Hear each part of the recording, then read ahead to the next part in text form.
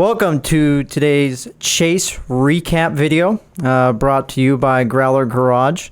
I am Chris Huerta. I am here with championship contender and still Chase contender and Ironman points leader, Taylor Hayes. And to my left, we have first-time top 10 runner and your sprint series points leader, Sean the Hitman Fight. Hey, guys. So this is going to be just, we got some good feedback on the original video, had a little fun with it, and so we decided we wanted to do a little bit of a recap video. We shortened it. I know I don't want to keep anybody past their bedtime. I'm looking at a couple of Masters contenders when I'm talking about that. So let's first address just kind of how the day went. We went into the day expecting only 16 participants, and we got Mr. Perfect Aaron Downs to show up.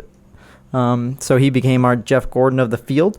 And what it came down to was the 5 drivers that ended up not making it. You had Adam Nagel, Bill Krieg, Jose Da Silva, Ben Blank, and Aaron Downs. A few surprises mixed in here and there. Definitely some entertaining racing, considering you had 15 of the Chase drivers in the A-main and several that raced their way in. Let's first talk about what went right on the day for some of the contenders. Taylor, you advanced through. Let's talk about the 12 that made it through, and was there any luck involved in getting there? I mean, I think there was going to be a little bit of luck kind of no matter what, especially for that 10th to 13th, that little bubble spot. I mean, looking at it, the 4 that got eliminated, going back, looking at me, you, and Andrew, the picks that we made, the best of us went 2 for 4. Yeah, we were pretty terrible. Yeah, so, I mean, there were definitely surprises to come through. Certainly, Kirk Feldkamp coming through, had a very solid day. He pointed that out to me that he made it through. Yeah, and as did a few other participants.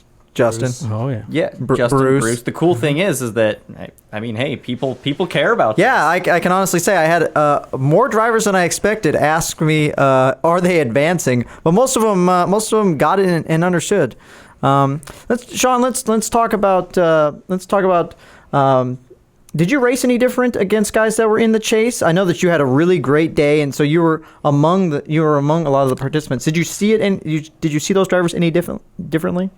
Not really. I was up front all day, but the guys in the chase, I didn't race them any different because they're just talented to begin with. So, a guy like me that's lucky to be up there, they can get around me, and I'm not gonna destroy anybody's race. I mean, it's going to be one of those deals where if you're hanging with them, you're having a good day, and you're just going to learn off of them too. Absolutely. Exactly. And the Ironman, I'm always chasing you, Taylor, and always giving one-fingered hand signals. I'm so mad. I take the lead, and then Taylor says, I just go by now. Okay. Well, to be fair, you were slow. So yeah. Okay. Thank you, producer Pat. I just wanted to clarify that. Now, Sean, you weren't that far out of the chase. You were around 20, or you're on 22nd in points when the chase was decided. You moved your way on up, and going into the chase, there seemed to be an established front of the field, and then like we said in the preview, there was like a bottom group of like 5 or 6 drivers. Well, here we are. We're after round 1, and 4 of those 6 drivers advanced. You had Diego, you had Justin, you had Yanni, and you had Feldkamp all advance from people that were outside the top 10. Do you see that as a surprise, or do you see that as just the other guys having bad luck? Adam definitely had bad luck. I hate seeing that Adam got just taken out. That really upsets me, what happened. Aaron hasn't been around for 2 months and hasn't driven a sport cart since Grant. So what he was going to do was going to be a big ask, even though Aaron can be Mr. Perfect. And it's the exact same thing we brought up in the preview, whether he was going to have that 4:15 day or whether he was going to struggle again. Mm-hmm. And we saw it was a struggle, but in his main, he did set fast laps. So once he got it going, It just took a little bit longer to get going. Jose's probably going to be mad at a teammate.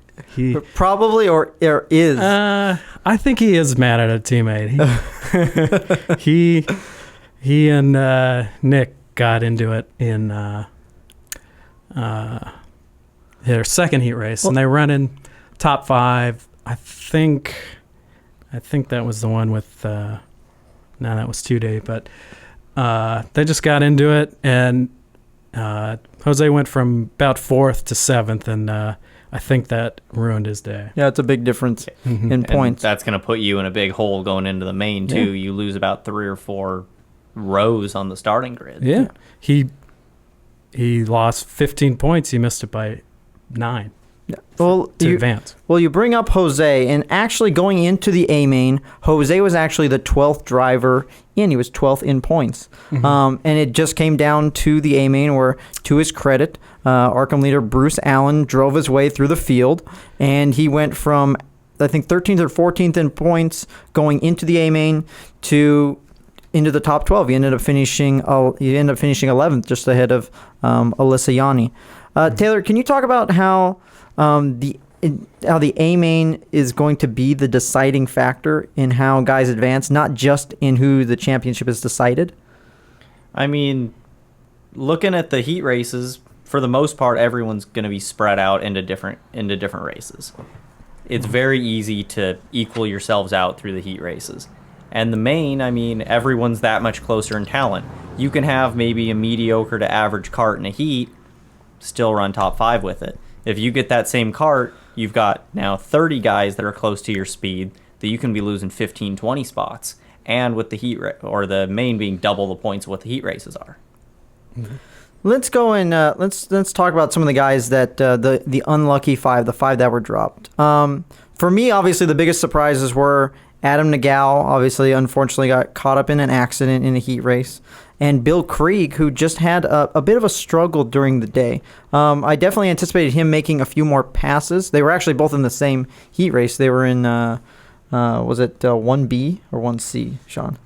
1C, because I was in that one. Mm-hmm. Sean, you were involved up front. You got to see a couple of good passes by some really talented drivers in 1C. Could you talk about was the track tough to pass on? Is that why some of the guys that had not as good qualifying runs ended up not being able to move their way forward? Classic counterclockwise, I believe, is a tough track to pass on.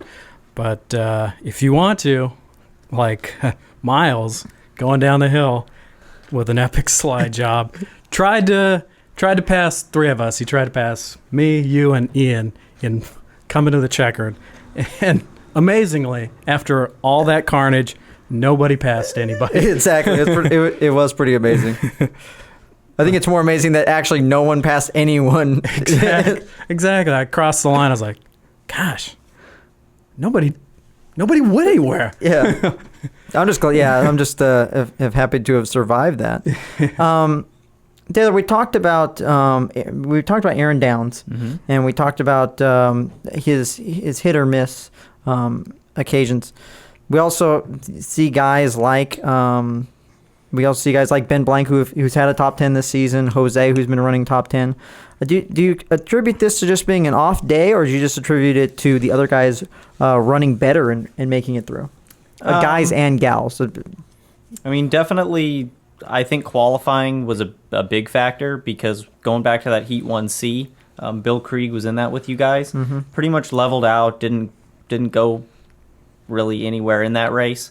I actually ended up in the same kart as him in the following race, and kind of looking at what he did, I was a little worried about it, because usually Bill's one that will make up ground. Absolutely. He will move forward. Mm-hmm. And I asked him right before we got in the kart, and he just said he was struggling in it. He was giving feedback on it, and it turns out I didn't have any of those issues that he was having. I don't know if he was just having an off day, or if the karts on the day or the track just didn't work out for him.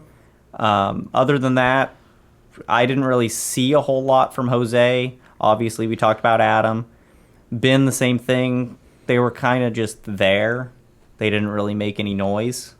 So I'm actually going to pose this question to our producer, Patrick Britton. Thank you for having us at Growler Garage. Oh, no problem. You can check that out on their YouTube channel, as well as on iTunes, correct? Yeah, iTunes, Stitcher, growlergarage.net allows you to download the MP3 if you're somebody who likes to live in the past, or you can you get all the links to it right there on growlergarage.net. I'll sit down Snapchat for a second. What you got for me, Chris? Okay, so you were lucky enough to have seen all the races in broad and were in the booth. Looking at how the chase field sorted out, was there any? What was the biggest surprise to you? Was it Adam missing it, or was it someone like a Tolman or a Feldkamp getting through? No, I think that anybody on any given day could have gotten through, so I wasn't surprised necessarily that anybody particularly made it through. But certainly, with that in mind, Adam missing it was a shock to me. And we knew basically when he spun in Heat 1, I knew it was over. I mean, you cannot come back from that in Heat 1, because not only does he have to take that 28th place finish that he took, or 27th after the penalties, but then he has to start 27th in his next race. So it's a double whammy. It's a triple whammy, really, when you look at the main as well, and it put him in a main that he was too far back to even win. 5 more spots, maybe he's mid-pack in the C-main and he can win that and maybe salvage something. But when you're talking about every other chase contender being in the A-main, with the exception of, I believe, Aaron Downs, there's no way to come back from it. Even if he by some miracle made it into the A-main, he still doesn't have enough points on the board to even get there. So Adam being backwards from a part-timer, contact with a part-timer, was just shocking to me. Is not at all what I expected. And that's really the only thing throughout the day that really surprised me. I'd say it was kind of ironic, considering that Mike mentioned in the drivers' meeting the fact that he didn't want any part-timers to have any incidents in the championship race. Right. I'm pretty sure that's exactly what IndyCar had as well before. Right. Well, of course, those were teammates that took each other out. But in this case, it was a part-timer taking out a chase contender. Right, and Adam was even within what I'd call miracle range for the overall CalSpeed Championship, where it probably wasn't going to happen, but he was within a range where maybe it could. Just like Wes is and Miles, and the only one who really stayed alive when you're looking at the overall championship is Wes, and it's still such an enormous long shot that you can't even really hardly consider it, but it's still there. The fact is that Adam's chances at a championship went from maybe 5% to 0%. He's done now. So both in the chase and the overall. And that's what these part-timers, and in this particular part-timer is somebody I talked to before the race started. And he even mentioned that he felt like that he was, going to be driving better, that he had more experience than in the past, and that he was out there to have a good time, and that he was really looking forward to getting up into the A-main and kind of proving himself again. And unfortunately, he proved that the reputation kind of held true in this case. Yeah, that was tough. Let's get on something a little bit cheerier. Let's actually talk about something that we mentioned in the preview, spoilers. Of course, all the spoilers that we mentioned had terrible days, except for the Aaron Scott. He made the A-main at an average finish for him, but he had his best run of the year and had a pole and was your pole sitter. Let's talk about the chase spoilers. Sean, you were obviously one of those. Do you see who else? Do you see guys in the field that can be that? Yeah. Considering that 4 of the top 10 in points on the day were guys that were not in the chase. Definitely. Matt Hart, he was like a C-mainer at the beginning of the year, and he's done. He was still road better than you then. I've made every A-main. Jerk. Have you really? Have you? Wow. Oh, okay. To your credit. Yeah. To your credit. Matt Hart, he is figuring this stuff out, and he is quick, and he's. You're lucky. You should be happy he didn't run the entire sprint season. Yeah. Yeah, he'd be right there too. And something that I don't think a lot of people knew is his second heat race, where he started on pole and was running top 3 for a long time. He finished 5th or 6th or 7th, or whatever it is, with a flat right front tire. It had less than 5 pounds of air in it. Yeah. Mm-hmm. You could see him bouncing through 4, just boom, boom, boom. And boy, the way it turned out with that cart too. Yeah. If It he turned had into some a air rocket. in it, he might have walked that race pretty easily. Yeah, so it's a sort of kind of what might have been for Matt, but still another. He corrected me at the podium that it wasn't his career best. That he had a 5th back in 2012, which I had no idea that he was even racing at CalSpeed at that point. And he took a couple of years off, and now he's back. So I mean, Matt figuring it out again. Yep. Taylor, was there anybody that who are some other spoilers that you see that you think can carry this momentum and take points away from Chase contenders and have an immediate impact in these races? Oh, I'm looking at your list right now, and the one obvious answer is your rookie points leader, Sergio Serrano, who's just opening that gap up and up and up. He's been mighty impressive. Same thing. C-Manor. He's figured it Yeah. out. Now Yeah. he's Yeah, if running you, fourth if in you A-mains. look at his points throughout the year, pretty much post grands, it's been in the mid 350s like every round. I mean, I had a little bit of an issue with him at the beginning of the year, but the way he ran that A main, he looked really, really good. Yes. Is Pat? Do you know if he's running anything besides Super Series? I mean, he's not at sprint races and he's not at Ironmans. No. Is it just clicked? And Yeah. he's an out of town guy too. Yeah. Yeah, Sergio's a guy from up north, Northern California, who's having virtually an identical year to what Wes had last year in an extent. Rookie contender, started out the year kind of in a battle with a couple of others, and now has kind of distanced himself and created that gap to now he's the head and shoulders leading rookie. And that's not to say that Kyle Spicer can't get back after him because we've seen the talent, but man, I mean, Sergio, to my knowledge, he's not racing anything else. He comes out every Friday in Every practices. Friday he's there. Along with Sean and Shite. That's your Shite. new nickname. yeah, Shite. and and it's It's just, like height, just shittier. that's pretty easy to do. Height's great. It's just the practice is paying off, and whether you get it in the Ironmans or the Sprint Series or just on Fridays, I mean, we're seeing it. I mean, working at CalSpeed this past year has allowed me to see a lot of the behind the scenes stuff of what people are doing. People like Mark Connell out there doing one-on-ones with Mike Smith, and these guys out there on Friday. Wes is out there every Friday. Jarrett when he was racing every Friday.